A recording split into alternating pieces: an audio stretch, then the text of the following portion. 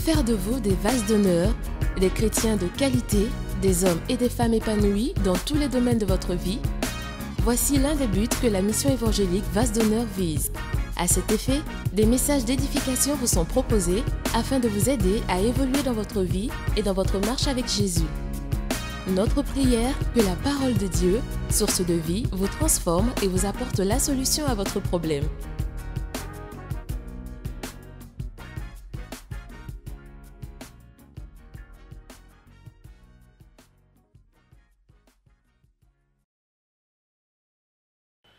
Dis Amen.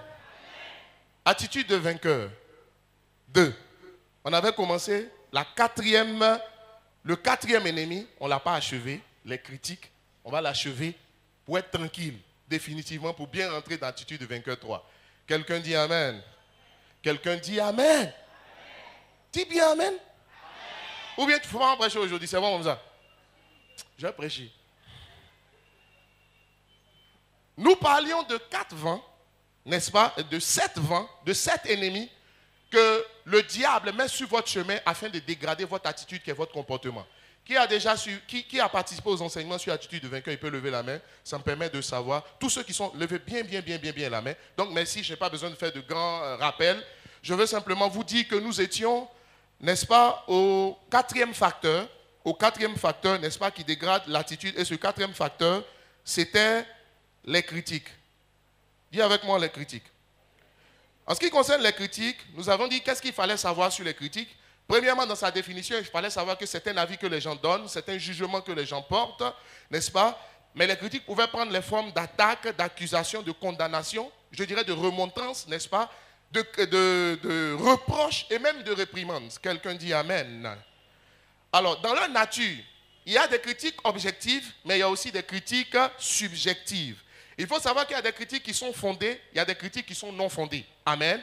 Mais la chose la plus importante que j'ai eu à dire, c'est que les critiques soient objectives ou subjectives, qu'elles soient fondées ou pas, ce qu'il faut retenir, c'est que les critiques contiennent un message que la personne qui vous critique, que l'auteur, sinon les auteurs des critiques essaient de vous faire passer. Il y a un message qu'ils essaient de vous faire passer.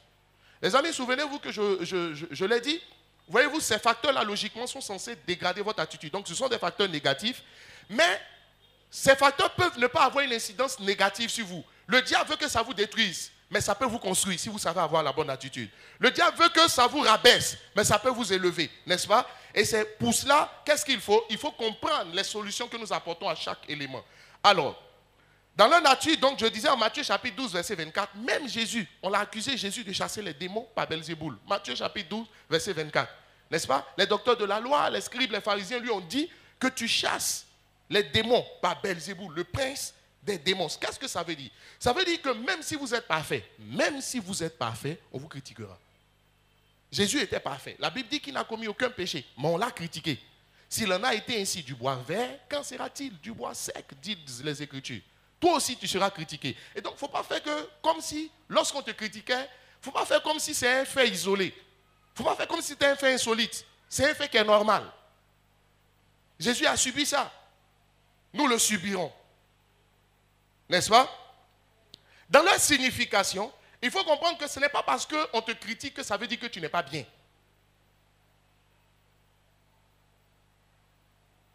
Ce n'est pas parce que si on te critique que ça signifie que celui qui t'a critiqué ou les auteurs des critiques ne vous aiment pas. Beaucoup ont tendance à penser que quand on les critique, ça veut dire qu'on ne les aime pas. Ça ne veut pas systématiquement dire qu'on ne vous aime pas. Vous savez, si vous commencez l'histoire par dire que si on m'a critiqué, il m'a critiqué parce qu'il ne m'aime pas, vous ne tirerez aucune leçon et ça ne vous fera aucun bien. Je vous ai d'ailleurs dit qu'un vainqueur ne passe pas son temps à dire, lui là il ne m'aime pas, pour déterminer qui sont ses ennemis, qui sont ses adversaires. Il s'en contrebalance. Pourquoi? Parce qu'il sait que Dieu est avec lui. La Bible dit, avec Dieu nous ferons des exploits, il écrasera nos adversaires, nos ennemis. Souvent, voyez-vous, vous êtes en paix tant que vous ne savez pas le danger qui vous menace. Est-ce que je peux parler à quelqu'un? Regarde, si tu ne sais pas qu'il y a un serpent dans une brousse, la brousse, tu vas passer là-bas tous les jours. Mais le jour, la même route sur laquelle tu passes, même de nuit, si on te dit qu'il y a un serpent là, chaque fois, tu vas te dire que je vais changer de chemin. Dieu est bon. C'est pourquoi volontairement, souvent, Si le Seigneur devait vous montrer tous ceux qui sont contre vous, les amis, vous n'allez plus vivre. La suspicion qui allait s'emparer de vous, ça allait être terrible. Si Dieu vous devait nous montrer aussi, juste une parenthèse, tout ce que le diable préparait contre nous, souvent il n'a pas besoin de nous le montrer, il se charge de les enlever. N'est-ce pas? Il est possible qu'en sortant de chez toi, il y a un accident qui était prévu. Il ne va pas te dire, le diable a prévu que tu fasses un accident aujourd'hui. Jusqu'à ce que tu arrives là-bas, lui-même Dieu, il se charge d'enlever l'accident et puis tu continues ton chemin. Mais tu vois une situation, tu dis, ah, j'ai failli faire un accident. Chaque fois que tu dis ça, c'est que la chose était prévue. Mais Dieu t'a dévancé. Dieu a dévancé la chose pour aller détourner la chose. Je peux parler à quelqu'un? On te critiquera. Arrête de dire, c'est lourd, c'est pesant. Quand vous marchez avec des gens qui passent le temps à dire on est contre moi, on est contre moi. Si vous comprenez bien, les ennemis doivent vous servir de tremplin pour vous propulser dans votre destinée. Pharaon était ennemi de Joseph et d'Israël. Mais il ne savait pas que dans son palais, il était en train de nourrir son propre ennemi pour que son ennemi se lève des mains pour venir le combattre. Le Seigneur ne vous dit pas tout, mais vos ennemis seront la passerelle sur laquelle vous allez passer pour pouvoir vous propulser. Ils seront les escaliers qui vont vous emmener, n'est-ce pas, au firmament de la gloire et du succès au nom de Jésus. Quelqu'un dit Amen. Quelqu'un dit encore Amen. Quelle est la source ou encore les causes des critiques? Nous avons expliqué que les sources étaient multiples. En fait, il y en avait 3. Premièrement, les critiques viennent des gens qui ne vous connaissent pas. Ils sont loin de vous. Ils vous critiquent parce qu'ils ne vous connaissent pas. Ils sont différents de vous. Vous faites différemment. Vous n'agissez pas comme le commun des mortels agit, n'est-ce pas? Et par voie de conséquence, ça vous vaut ce qu'on appelle une volée de bois vert. Alléluia. Ça vous vaut, n'est-ce pas, les critiques des gens. Pourquoi? Parce que simplement, vous êtes différents. Chaque fois, tout homme a son individualité et a ses spécificités. Par voie de conséquence, même des jumeaux sont différents dans leur façon de faire. La différence enrichit. Mais on a tendance quasi systématiquement à critiquer tous ceux qui ne font pas comme nous, ou bien qui ne pensent pas comme nous. Donc, premièrement, les gens loin de nous qui nous critiquent parce qu'ils ne nous connaissent pas. Ils ne nous connaissent pas. Et ils ont tendance à prendre leur façon de faire pour la norme. Deuxièmement, les critiques peuvent venir aussi de vos proches, n'est-ce pas? Les critiques viennent de vos proches. C'est-à-dire des gens que vous aimez. Des gens qui partagent votre intimité, votre quotidien. En fait, ce sont des gens qui sont censés vous connaître, qui ont bénéficié de vos grâces. Des personnes en qui vous avez investi. À un moment donné, vous ne comprenez pas pourquoi ces personnes vous critiquent. Parce qu'elles sont censées vous comprendre. Pourquoi? Généralement, ces gens de personnes proches de vous critiquent à cause d'incompréhension sur des questions bien données. Vous ne vous comprenez pas. Mais je crois savoir que même dans un couple, on n'est pas tous d'accord sur tout. Les gens ont le droit de ne pas être d'accord. Beaucoup ont du mal à accepter le fait qu'on peut ne pas être d'accord avec eux. Mais les gens critiquent parce qu'il y a des incompréhensions. Ils ne vous comprennent pas. Généralement, défaut de communication. Le défaut de communication fait qu'on ne se comprend pas. Et ce qu'on ne comprend pas, et je vous donne un conseil. Ne critiquez jamais ce que vous ne comprenez pas avant de l'avoir compris. La critique est aisée. Interdisez-vous de critiquer quelque chose tant que vous n'avez pas parlé avec la personne qui est l'initiatrice de la chose. Sinon, la plupart du temps, vous allez vous rendre compte que vous péchez inutilement et ce que vous dites est très loin souvent de ce que la personne a pensé quand elle faisait telle ou telle chose. Est-ce que je parle à quelqu'un? Fais comme ça. Alléluia. Les critiques viennent en fait de vos ennemis et adversaires. Des gens que vous savez qui sont vos vrais ennemis même. Et ils se sont déclarés comme vos ennemis. Ce sont vos concurrents. En général, eux, ils le font par jalousie. N'est-ce pas? Des personnes qui sont soit dans le même domaine que vous, ou bien qui luttent, qui visent le même objectif que vous, par jalousie, vous critiquent. Donc, on peut vous critiquer par jalousie, on peut vous critiquer par incompréhension, on peut vous critiquer parce que vous êtes différents. Mais quelle que soit la nature et l'origine, la source des critiques, sachez que les critiques contiennent toujours un message. Toujours un message. Je dirais de Dieu que les personnes qui parlent essaient de vous faire passer. Mais ce message-là, généralement, même si vous les écoutez, si vous ne faites pas attention, vous n'allez pas cerner ce qu'ils essaient de vous dire. J'avais pris l'exemple et je le reprends. C'est comme si, écoutez-moi, si vous, toi, tu es marié, mais on te voit à 23h23 dans ta voiture à 23h23 avec une sœur garée quelque part sur le boulevard, sur le trottoir. C'est ça, non? Voilà. Et puis vous êtes en train de vous exhorter, vous êtes en train de causer à 23h23. Et un frère de l'église vient à passer par là et puis il vous voit dans la voiture à 23h23 en train de causer sur le boulevard, garé sur les bordures. Dites-moi, tout de suite, à quoi on pense? Dites-moi à quoi on pense. Si vous voulez vous exhorter, ce n'est pas le meilleur endroit pour vous exhorter. Hein? Je peux parler à quelqu'un? Tout de suite, ne faites pas pécher aussi les gens. Ne soyez pas une occasion de chute pour les autres. En fait, on va rien dire. Puis je viens te dire, j'ai dit, le pasteur Stéphane, tu viens dire, tu viens dire à M. Denis, tu dis, à 23h23, hier, j'ai vu le frère, tant, et la soeur, tant, dans la voiture, en train de causer sur le boulevard, garé sur le parking. Et puis tu ne dis rien, tu n'ajoutes rien. À quoi vous pensez tout de suite? Oh. Même les disciples de Jésus, un jour ils sont venus trouver Jésus en train de causer avec la femme samaritaine. Jean chapitre 4. Jésus, pour lui, c'était dans la journée. Pour toi, c'est à 23h23. Pour lui, c'était dans la journée. Et puis il passe par là, on dit, mais la Bible dit qu'ils sont venus. Je suis sûr que Pierre a dit, maître.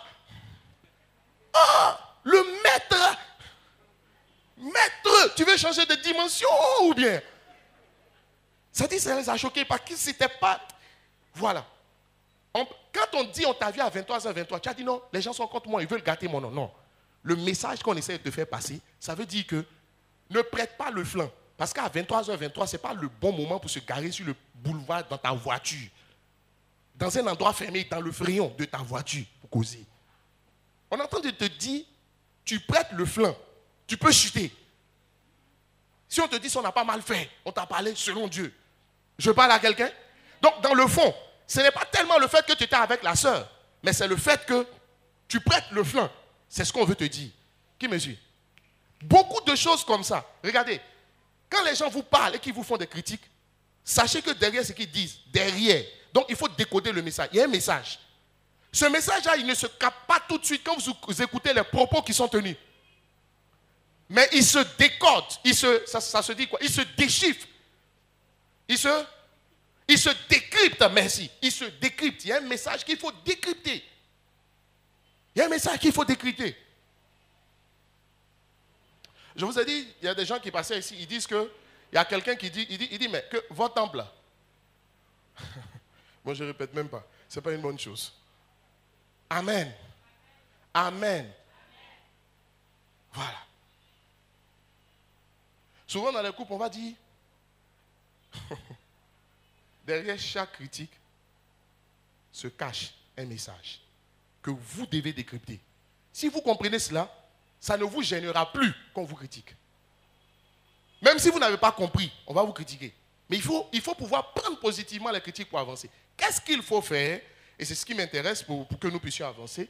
Qu'est-ce qu'il faut faire quand on est critiqué? Premièrement, accepter les critiques qu'on vous fait.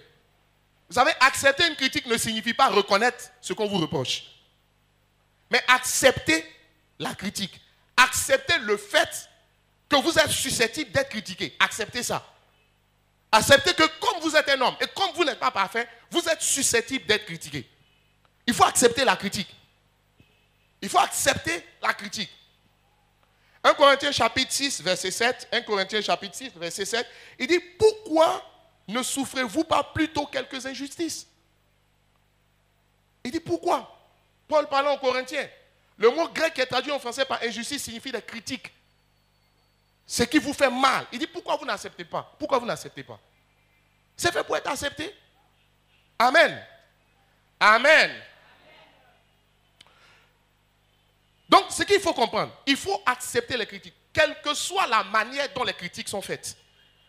Parce que la plupart du temps, comme le diable veut vous détruire, alors que Dieu veut vous construire, le diable peut inspirer les gens pour que la façon, la manière dont les gens vous font les critiques, vous-même vous fermez à la critique qui vous est faite. Généralement, qu'est-ce qui fait que les gens n'acceptent pas les critiques? C'est la manière dont les critiques sont faites. Mais je suis venu te dire, peu importe la manière dont la critique est faite, il y a un message dedans.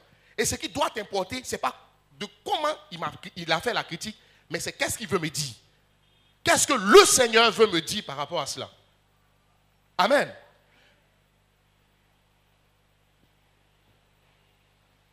Il faut savoir que les gens peuvent vous faire des critiques avec arrogance, insolence, mépris et ingratitude. N'est-ce pas? On peut vous faire des critiques. Quelqu'un avec condescendance, avec une impolitesse caractérisée, quelqu'un peut vous parler, peut vous faire des critiques. J'en connais plusieurs ici. Et ça, c'est le grand homme. Il dit, bon, pourquoi tu me parles comme ça? Au lieu de dire, ce n'est pas pourquoi il t'a parlé comme ça, c'est qu'est-ce qu'il t'a dit. Parce qu'à partir du moment où tu dis, pourquoi tu me parles comme ça, tu es fermé et tu t'es fermé à ce qu'il t'a dit. C'est pas vrai? C'est vrai que les Écritures disent, parlez, que vos paroles soient assaisonnées de grâce, accompagnées de sel, tout ça. La Bible dit qu'il faut mettre la manière. Mais n'oubliez pas que ces critiques-là, celui qui est à la base de ces critiques, ce n'est pas forcément Dieu, mais souvent c'est le diable. Mais la Bible dit en Romains chapitre 8, verset 28, que toute chose concourt au bien de ceux qui aiment Dieu. C'est Dieu qui change les critiques que le diable suscite dans la bouche des gens. Il les change pour votre bien. Je peux me faire comprendre?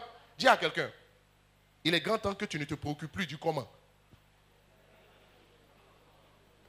Amen. Dis-lui, ne te préoccupe pas du comment. Les amis, vous savez, si vous voulez vous améliorer, si vous voulez progresser, assez souvent, vous-même, soumettez-vous aux critiques des autres. C'est très facile de se soumettre à la critique de Dieu. Parce que Dieu parle bien. Il sait parler aussi. Quand il te parle, il ne te bouscule pas.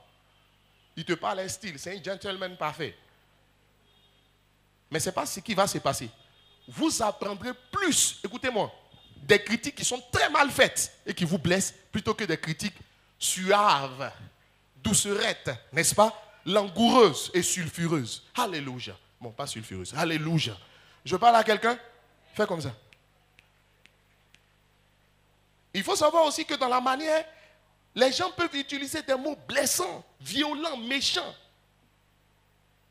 Mais on a compris aujourd'hui que ce n'est pas la manière. Donc ce n'est ni les mots utilisés, ni la façon dont cela est dit, mais c'est ce qui est dit. C'est ça qui nous importe. Quel message le Seigneur essaie de nous communiquer? Parce que le diable essaie de vous donner un message. Le message que le diable essaie de vous donner, c'est qu'à la suite de tout ce qu'on vous a reproché, c'est que vous n'êtes pas bien. Voilà. Mais Dieu, il est en train de vous dire quelque chose qui, même si vous n'étiez pas bien, va vous rendre meilleur. Et si vous étiez meilleur, ça va vous rendre parfait. Quelqu'un dit Amen. Donc, deuxièmement, qu'est-ce qu'il faut faire? Rester calme et serein. Laissez les gens parler jusqu'au bout, sans jamais les interrompre. Souvent, quand la personne commence, ce qu'elle peut dire peut être gênant. Parce qu'il y a des domaines que tu ne veux pas que quelqu'un touche. C'est pas vrai? Le sujet abordé peut être gênant lui-même. Ça peut vous énerver. La manière dont c'est dit, ça peut vous énerver. Mais je te dis, selon Dieu, reste calme, reste serein. Écoute la personne jusqu'au bout sans jamais l'interrompre. Laisse-la vider son sac. Donnez le temps aux gens de vous parler. Quand vous parlez aux gens, quand ils parlent, que vous répondez, vous ne parvenez pas à savoir tout ce qu'ils pensent de vous. Or, le but de Dieu, souvent, les gens veulent vous faire juste des critiques, mais Dieu veut vous aider à mieux connaître les gens que vous avez en face de vous. Mais pour mieux les connaître, laissez-les parler. Dans la vie, je me méfie beaucoup de ceux qui ne parlent pas beaucoup. Enfin, ceux qui parlent beaucoup, ce n'est pas intéressant. Mais quelqu'un qui ne parle pas, je préfère, sinon je n'aime pas, hein, mais je n'aime pas les gens qui parlent trop, ce n'est pas bon. Mais je préfère, si je devais choisir, celui qui parle plutôt que celui qui ne parle pas. Celui qui est toujours d'accord avec tout, il y a un problème. Qui me suit? Quand vous êtes un leader et puis vous avez dans votre équipe quelqu'un qui est toujours d'accord avec vous, the guy is not correct. Un jour, dis avec moi, un jour. Maintenant, le jour, là, ce sera trop tard. Laissez les gens parler. Laissez les gens parler. Laissez les gens vider leur sac. Ce qu'ils veulent dire, ils n'ont qu'à dire. Jusqu'au bout. Je vais vous préciser, ce n'est jamais facile de les laisser parler jusqu'au bout. Parce que souvent, ce qu'ils disent, toi-même, ça t'énerve même. Quand elle a commencé, souvent, ça peut être faux. Un tissu de mensonges. Et puis, ça dit, tu n'as même pas envie d'entendre la suite. Les vainqueurs n'ont pas de gêne à s'arrêter, à laisser les gens parler d'eux en des thèmes qui ne sont pas vrais. Vous savez, on peut dire de vous ce qu'on veut. On peut vous dire aussi ce qu'on veut. Mais ce que quelqu'un peut vous dire, ça ne va pas empêcher Dieu de faire avec vous ce que Dieu a prévu de faire. Ça ne change rien. Ça ne change rien. Donc, ne l'interromps pas. Laisse-le vider son sac. Troisièmement, écoutez la personne avec intérêt. Quand je dis écouter avec l'intérêt, tu peux ne pas l'interrompre. Mais quand la personne parle même, Ça dit, ton attitude montre, mon gars, il faut finir. Je vais te répondre. Alléluia. Ça dit, on sent que tu es sur la défensive, prête à bondir. Ce n'est pas une attitude positive pour recevoir des critiques. Troisièmement, il faut les écouter avec intérêt. Ça suppose attentivement. Sans montrer de l'agacement, de l'énervement, de l'indifférence, de la désinvolture ou de la lassitude. Qui me suit? Laissez-les parler. Quand ils parlent, que ton visage soit ouvert. Même si, comme on dit en Côte d'Ivoire, même s'il est en train de mettre dans ton corps. Laisse-le taper ton corps. Laisse-le parler. Ça dit souvent, il parle et puis tu es là, tu dis, tu vois. Ça dit, dans ton expression corporelle, ou bien dans l'aspect, sur ton faciès, sur ta face, ton expression faciale, on sent que tu lui dis, mon gars, tu es mal barré aujourd'hui. Finis de parler, tu vas voir. Non. Sois ouvert. Regarde. Souvent même souris un peu. Mais il y a d'autres, quand ils sourient, là, c'est un sourire narquois. C'est pour narguer quoi. En fait, ils ricanent. Souvent, il a dit. Tu fais ça? Attends, qui a déjà fait ça dans sa vie? La plupart des gens sont comme ça. Ce que je dis là, je n'ai pas dit c'est facile. Mais justement, la Bible dit, ayez en vous l'attitude de Christ. Ça veut dire quoi? C'est possible. Amen. Donc, soyez attentifs. Ne montrez pas de l'agacement, de l'énervement, de l'indifférence, de la désinvolture ou de la lassitude. Montrez-vous très concerné par ce que la personne dit. Montrez-vous très concerné par ce que la personne dit. On ne peut pas vous parler comme ça et puis quand il parle, tu as mis ton visage à l'est pendant que lui il est à l'ouest. Ça dit, il te regarde et puis toi tu mets ta tête quand tu regardes le ciel. Il faut finir de parler. Regarde la personne. Quatrièmement, remerciez la personne sincèrement. Je dis sincèrement et non pour la forme. Souvent il y a des gens, souvent on te dit que Dieu te bénisse, c'est pas vrai? Et puis tu sens que vraiment Dieu t'a béni. Mais souvent tu entends quelqu'un dire que Dieu te bénisse, hein? Que Dieu te bénisse. Pour ce que tu as fait là, que Dieu te bénisse. Tu sens que ça, en fait, ça veut dire le contraire. Ça veut dire que Dieu te fasse quoi? Non, calmement. Pourquoi je le dis? Parce qu'en fait, comme on dit, les critiques servent à vous bonifier, à vous corriger, à vous améliorer, à vous perfectionner. Donc si la personne vous fait des critiques dans l'intention de vous blesser, vous savez au moins, ça vous fait avancer. Dans tous les cas, si vous savez la prendre de manière positive, elle vous fait avancer. Donc, vous avez le devoir de dire merci à la personne parce que la personne va vous emmener tout au moins à vous examiner. Ça ne veut pas dire que vous vous reconnaissez dedans, mais tout au moins à vous examiner. Je peux parler à quelqu'un, mais est-ce que tu peux lui dire merci? Il vient dire, mais toi là même, ça dit, je ne sais pas, je n'ai pas un exemple de bonne critique. On dit que les pasteurs, c'est qui? Imagine-toi, on dit, les pasteurs sont les fous, ils escortent les gens, et puis ils parlent. Souvent tu as envie de le maudire. Un vainqueur ne maudit pas. Ce n'est pas son premier réflexe. Tu laisses parler, quand il finit, tu dis, Dieu, vraiment merci beaucoup pour ce que tu as vu. De toute façon, tu auras le temps pour répondre. N'est-ce pas? Tu auras le temps de réagir. Amen, amen, amen. Donc remerciez la personne sincèrement et non pour la forme, qu'elle vous aide à vous améliorer. Excusez-vous aussi pour le désagrément ou le préjudice que la personne dit avoir subi de votre part. C'est pas vrai? Oui, parce que si quelqu'un critique, la personne a l'impression que vous lui avez fait subir un préjudice. N'est-ce pas? Excusez-vous. Dans le monde, on dit celui qui s'excuse s'accuse. Ce n'est pas vrai. Selon Dieu, vous pouvez vous excuser sans être coupable de ce de quoi on vous accuse. Est-ce que je parle à quelqu'un? Vous savez, demander pardon quand vous avez raison, là, c'est une forme de grandeur. C'est une forme de grandeur. La Bible dit que Christ n'a pas regardé comme une proie à arracher d'être l'égal de Dieu. Il ne s'est pas battu pour ça. Pour vouloir démontrer aux gens que lui, il était Dieu, qu'il est l'égal de Dieu. Ou bien tu vois, tu reconnais, ou bien tu vois aussi et puis tu ne veux pas reconnaître, c'est ton affaire. Je peux parler à quelqu'un? Est-ce que je peux parler à quelqu'un? On a une catégorie de personnes qui disent, moi, en tout cas, si j'ai fait, que tu parles, tu as raison. Mais je n'ai pas fait, pourquoi tu parles? Mon frère, laisse, dis. Si tu dis qu'à cause de moi, tu as subi telle ou telle chose, il se peut que je t'ai offensé, que je t'ai blessé, que je t'ai causé un préjudice sans le savoir. Je m'en excuse. Vous parlez comme ça à quelqu'un, la personne est absolument désarmée. Elle ne sait plus quoi faire. N'est-ce pas? Parce que naturellement, la personne s'attend à ce que vous lui sautiez là-dessus. Mais quand vous agissez comme ça, c'est désarmé. La Bible dit vous amassez comme des charbons ardents sur la tête de la personne. Ça panique la personne. Quand je dis panique, ça la désorganise et ça la désoriente. Parce qu'elle ne s'attendait pas à une réaction de ce genre-là de votre part. Quelqu'un dit Amen. Et après l'avoir remercié, vous allez appliquer, je veux qu'on lise Matthieu chapitre 11, verset 6. La Bible dit, heureux celui pour qui je ne serai pas une occasion de chute. Parce que vous pouvez être une occasion de chute pour quelqu'un sans l'avoir voulu, n'est-ce pas? C'est pourquoi je dis, excusez-vous pour le préjudice. Ok. Maintenant, en cinquièmement, qu'est-ce que vous devez faire? Répondez à la personne avec maturité. Répondez-lui avec maturité. Répondez à la personne. Mais répondez avec maturité. Vous savez, ne soyez pas un vainqueur ne cherche pas toujours à avoir raison. Lui, ce n'est pas la raison là qui lui importe.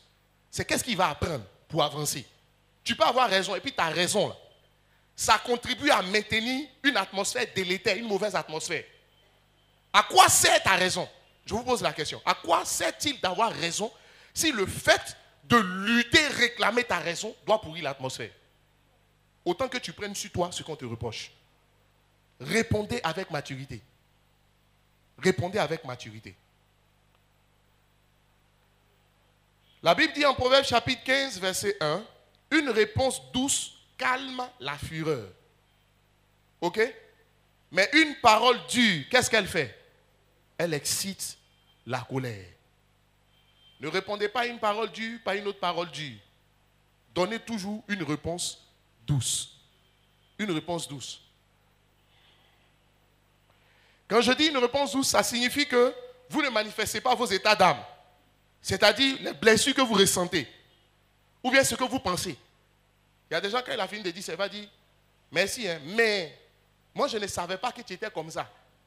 Et je ne savais pas que c'était ce que tu pensais de moi, perdant. Un vainqueur ne dit pas de choses comme ça. Lui, je répète, ce qui lui importe, qu'est-ce qu'il a à en tirer. Vous ne pouvez pas commencer votre réponse par exprimer déjà vos états d'âme. Ce que vous ressentez, quelle blessure vous avez. C'est maintenant que vous avez dit aux gens qu'est-ce que vous pensez de ce qu'ils vous ont dit et puis qu'est-ce que vous pensez d'eux-mêmes. Vous dites, ah bon, moi je ne savais pas que tu étais comme ça. Hein? Donc depuis la tuerie et moi, oh tu es contre moi. Qui me suit? Voilà, souvent des palabres de couple, tu entends ça. Nous on est passé, on entend tout.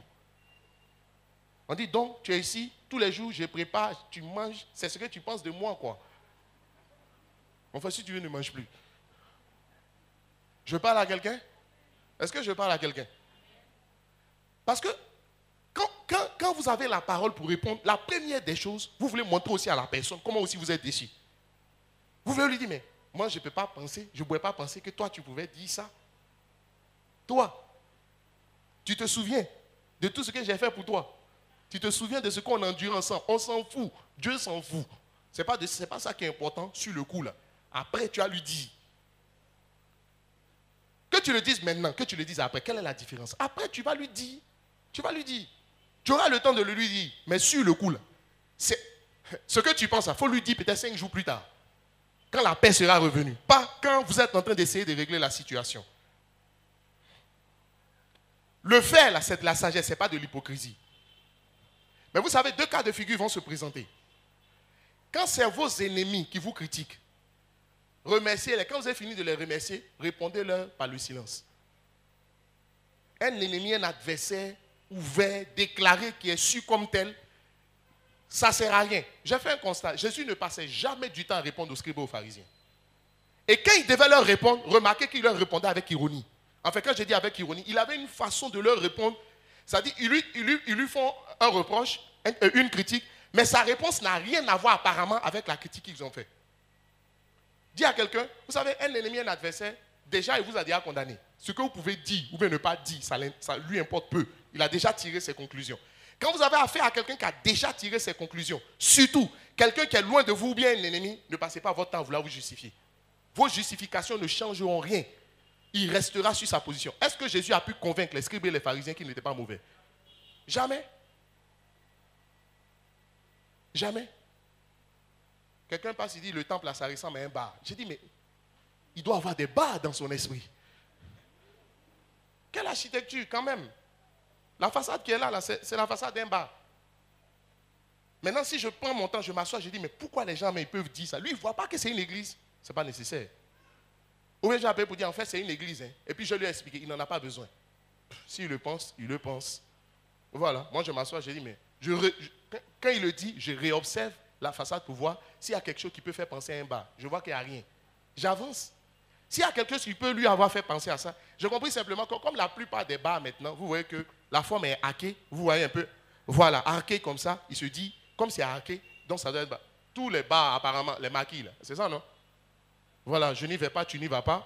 Voilà, donc tu n'y vas pas, mais on ne sait pas quoi, mais au moins, au mille maquis, quand tu passes quand même, tu vois un peu, c'est pas vrai?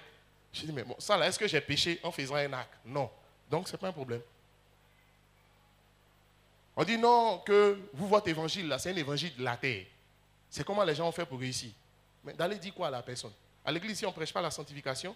À l'église, ici, est-on léger? Tolère-t-on le péché? Non. Celui qui est loin, qui ne comprend pas notre système, tout ça, on dit oui, voilà, c'est la forme, mon frère. Notre slogan, c'est agréable à avoir, bon à manger. Voilà. Nous savons simplement que Dieu, tout ce qu'il fait, là, il fait bien, mais dans la beauté. Si toi, ça t'échaîne que ce soit joli, va où ce n'est pas joli, c'est fini. Est-ce que pour ça, on va se justifier pour dire non, tu sais, mais si toi, tu me poses la question, toi qui es là, j'ai le devoir de te répondre. Parce qu'en fait, si c'est quelqu'un qui est proche de vous, ça veut dire quoi? C'est des incompréhensions, c'est des informations que la personne n'a pas qui l'emmène à agir de telle ou de telle façon. Donc, il faut argumenter pour expliquer à la personne. Donc, si c'est quelqu'un qui est proche de vous, quelqu'un qui vous côtoie, n'est-ce pas? Un prochain, à cette personne-là, il faut sortir des arguments pour justifier le pourquoi de telle ou telle chose que la personne peut vous reprocher. Je peux me faire comprendre toujours sans expliquer vos états d'âme. Qui me suit?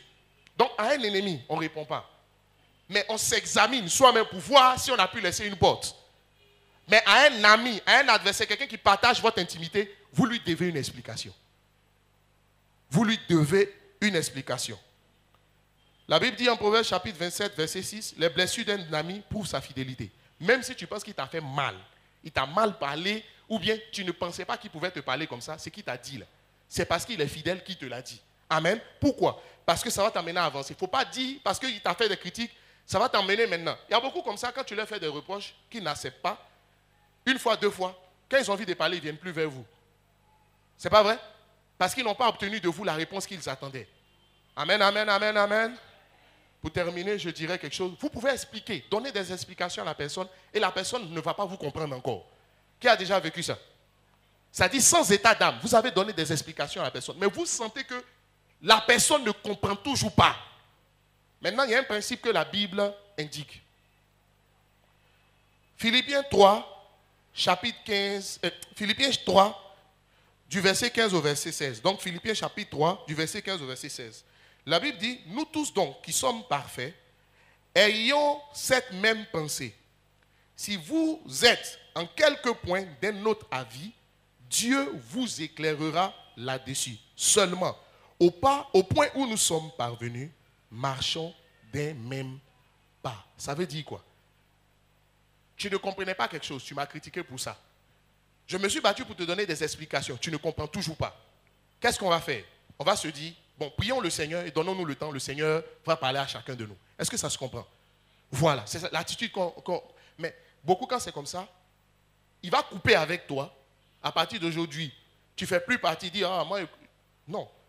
Des amis qui ne se comprennent pas sur un point se doivent des explications. S'ils ne se comprennent pas, qu'ils retournent vers le Seigneur pour que le Seigneur puisse convaincre chacun sans qu'ils n'arrêtent leur relation. Pour dire, oh, toi, à partir d'aujourd'hui, je coupe avec toi, je prends mes distances. Je peux parler à quelqu'un? Voilà, il y a une soeur qui se mariait, maintenant elle voulait faire un mariage grandiose. Il y a une de ses amies qui lui disait que ce n'était pas nécessaire de dépenser autant, surtout qu'on n'avait pas beaucoup de moyens. Vous savez ce qu'elle a fait? À partir de ce moment, la soeur qui était son amie a constaté qu'elle ne lui a plus parlé de quoi que ce soit en ce qui concerne son mariage jusqu'à ce que le mariage approche. J'ai dit c'est une attitude de perdant. La personne peut ne pas être d'accord avec toi. C'est ton ami, oui ou non? Est-ce que tous ceux à qui vous parlez doivent être systématiquement d'accord avec tout ce que vous faites? Non, ils ont le droit. Mais c'est comme si désormais ne lui parle plus de rien jusqu'au jour d'aujourd'hui. Pour une simple question que Dieu a apporté la joie, regardez ce que ça produit. Je vais m'arrêter là. Que la main du Seigneur repose sur chacun. Chacun de nous est armé. Que la grâce de Dieu soit avec nous. On va se tenir debout, on va prier le Seigneur. Si ce message vous a édifié, procurez-vous d'autres messages sur des thèmes tout aussi enrichissants.